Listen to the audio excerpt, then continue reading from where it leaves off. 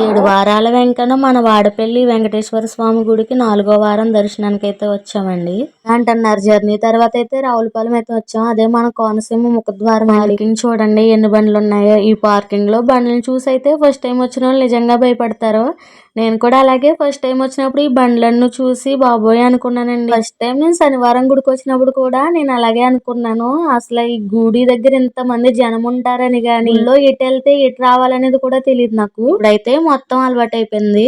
వెళ్ళగానే ఇంక ప్రదక్షిణలు చేసేసి దర్శనానికి కూడా వెళ్ళిపోయాము. ఈసారి కొంచెం స్పెషల్ దర్శనంలోకి వెళ్ళాము. స్వామిని కొంచెం దగ్గర నుండి అయితే చూసాము. అనుభవం ఎన్నో నేర్పిస్తుందంటే ఏంటో అనుకున్నాను గానీ నిజంగా ఇప్పుడు నేను ఒక్కదానైనా కూడా ఈ గుడికి వెళ్ళిపోగలిగాను. బాగా అలవాటు అయిపోయింది అనమాట.